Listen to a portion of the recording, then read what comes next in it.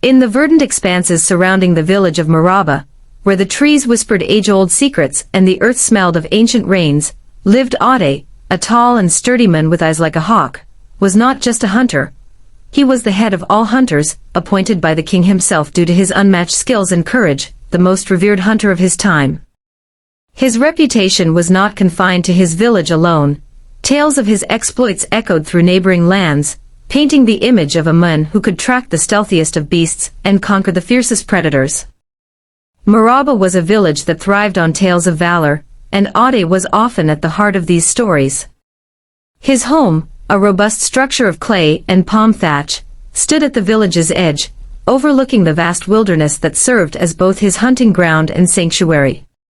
Here Ade lived with his two wives, Amina and Fatu, who managed his household with a quiet efficiency that allowed him to focus on his pursuits. One sultry evening, as the sun dipped below the horizon, casting long shadows across the village, the king of Maraba, Obi, declared a festival to honor Ade's latest conquest, a rogue leopard that had terrorized the village's livestock.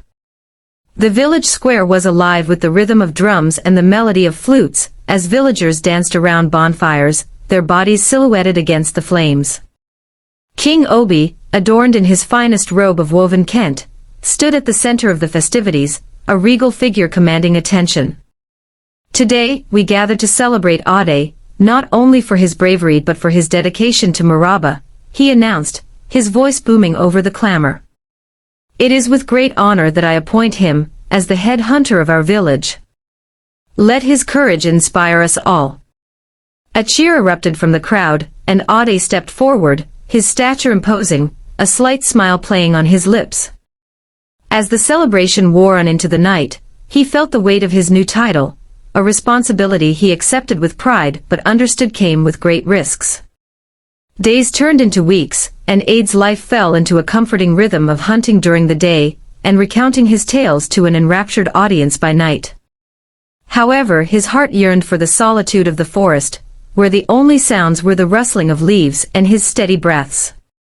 He longed for a challenge, something that would stir his soul, as the early days of his hunting career had. One crisp morning, as the dawn broke through the canopy of Maraba's dense forest, Ade set out with his bow, quiver full of arrows slung over his shoulder. He moved silently, a shadow among shadows, searching for game. But today, the forest held a different plan. Compelled by this desire, Ade ventured deeper into the forest than ever before. The canopy thickened above him, filtering the sunlight into emerald shards that barely touched the forest floor. His bow was slung across his shoulder, arrows meticulously crafted to ensure precision. Today, he was not just a hunter but a seeker of the unknown. As he moved silently through the underbrush, a sudden rustle to his left caught his attention. His muscles tensed, and his hand reached instinctively for the arrow. Expecting a deer or perhaps a stray wildcat, he was entirely unprepared for what emerged instead. The legendary wolf, as dark as the shadows at midnight, and as silent as death, stepped onto the path. It was a beast feared by all, a creature of nightmares. Ade, however, stood firm, his heart steady, his grip on his bow tight. A wolf, massive and imposing, with eyes like molten silver, stepped into the clearing. The tales had not prepared him for the sheer presence of the creature. It exuded a raw, untamed power that sent a shiver down Ade's spine. Hunters spoke of this wolf with a mixture of fear and respect, a beast none had dared confront. Yet, Ade stood his ground, eyes locked with the wolf's. The air seemed to thrum with the tension of their silent standoff. Then, with a snarl that echoed through the trees, the wolf charged. The battle was brutal and swift. Ade fought with the ferocity of a man who knew the forest was watching, judging his worth. But the wolf was an unmatched adversary, its claws tearing through Ade's skin, its teeth grazing his bones. Blood soaked the earth and Ade's strength waned as the wolf's assault intensified. In a final act of desperation, Ade plunged his knife into the wolf's side, a deep, fatal blow that sent the beast stumbling back. But his victory was short-lived. Wounded and weakened, Ade collapsed to the ground, the world blurring at the edges of his vision. As he lay there, the life ebbing from his body, the quiet of the forest was shattered by a soft rustling. A figure approached, its movements graceful and deliberate. It was a python, but not just any python. This one had the eyes of a human, filled with an intelligence and sadness that pierced through the haze of Ade's pain. As Ade's lifeblood soaked into the earth, the great python, mother of the forest snakes, found him. She was a majestic creature, with scales shimmering in hues of green and gold. Once a human, cast out for her defiance against senseless killing, she had been transformed by ancient magic and now roamed the forest as its guardian. The python watched him for a moment, then shifted, her form blurring and reshaping until a woman stood where the beast had been. Her eyes remained the same, deep pools of ancient wisdom. "Fear not, hunter," she whispered, her voice carrying the melody of the wind. "Your story does not end here, not if you so wish." With those words, she knelt beside him, her hands glowing faintly as she whispered incantations known only to the creatures of the forest. Ade's pain receded, replaced by a strange warmth as the python woman worked her magic, binding his wounds with leaves that smelled of rain. As consciousness returned to him fully, the python woman explained her offer, life for a life, a bond that would intertwine their destinies forever. In his heart, Ade knew his decision would change everything. But as the moon rose high above, casting its silver light across his battered body, he also knew he was not ready to leave the wild just yet. Under the moon's watchful eye, the forest seemed to hold its breath as Ade considered the python woman's proposition. Her form, both eerie and beautiful in its half-human, half-snake manifestation, represented a bridge between worlds he had only brushed against in the whispers of the village elders. Ade, a pragmatist at heart, was unaccustomed to dealing in the currency of magic and life debts, yet here he lay, his life hanging by a thread spun by this enigmatic creature. "Why save me?" Ade asked, his voice rough with pain and suspicion. The python woman, her features illuminated softly by the moonlight, looked down with a gaze that hinted at ancient grief. "In this forest, every life is connected. Your actions ripple through its veins. You are a protector, a destroyer, and now potentially a partner." She explained that her name was Satala, once a healer in a village plagued by ignorance and fear.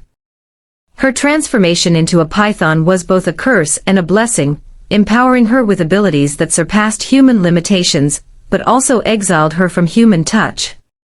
Her daughters, born of this duality, were bound to the forest, their forms fluid as the rivers that ran through the woodland. "To live, you must agree to replace your life force with another's," Satala continued. "Not through death but through connection.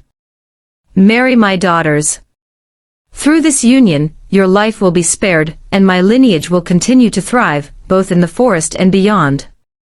Ade's mind raced. The idea of marrying not one but 7 snake women was daunting, not only for the supernatural implications but for the practical ones. How could he, a village hunter, integrate these parts of his life? Yet, the alternative was a swift and certain death, leaving his human wives widowed, and his village deprived of its chief protector. With a heavy heart, Ade agreed. The ceremony was simple yet profound, performed under the watchful eyes of the forest's nocturnal creatures. One by one, Satala's daughters approached, their forms shimmering in the night, shifting from serpentine to human, each one beautiful and unique. They recited ancient vows that spoke of nature's cycles, of hunting and nurturing, of giving and taking. As he pledged his vows, Ade felt a surge of energy, a tethering of his spirit to each of theirs. The forest around them seemed to sigh in relief, its balance momentarily restored. Satala smiled, her eyes moist with unshed tears, as she watched her daughters join with this human, who had stumbled into their lives. The next weeks were a whirlwind for Ade. By day, he returned to his village, his wounds miraculously healed, his spirit veiled in secrecy. The villagers celebrated his return, none wiser to the change that had occurred in the depths of the forest. Amina and Fatu noticed a new, distant look in his eyes, but they attributed it to the trauma of his near-death experience.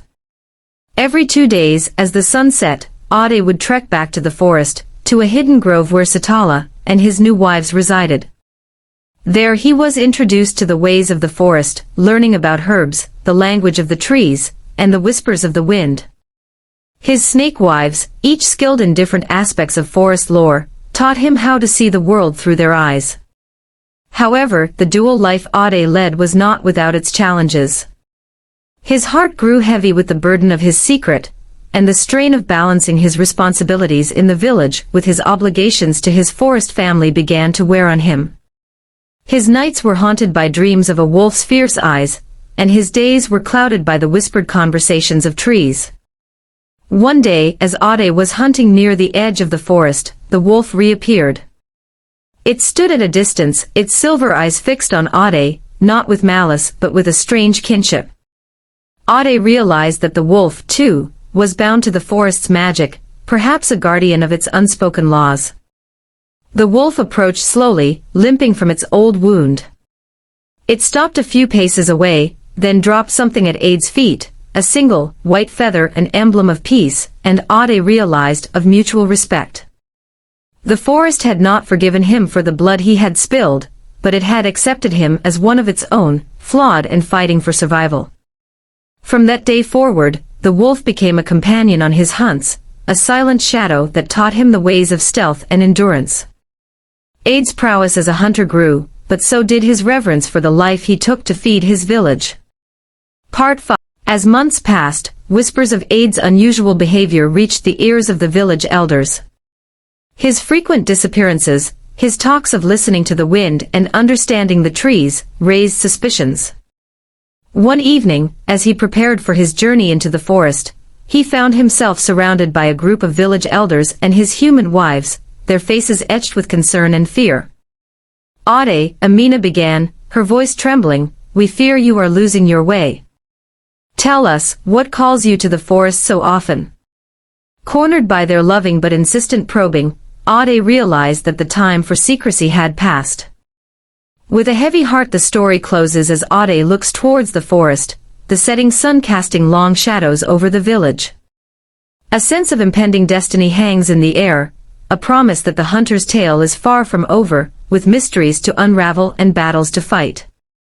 The villagers gather around, their faces alight with the glow of firelight, eager for the next chapter of Ade's legendary life, as the night wraps Maraba in its quiet embrace. He recounted his tale, from the battle with the wolf to his marriages to the snake women. The villagers listened, aghast and incredulous, as Ade unveiled his second life. The revelation fractured the village's trust in Ade. Some called for his exile, fearing he had brought a curse upon them, while others, remembering his years of service, argued for understanding. Amidst the turmoil, Ade stood firm, his resolve hardened by the lives he was sworn to protect, both human and not.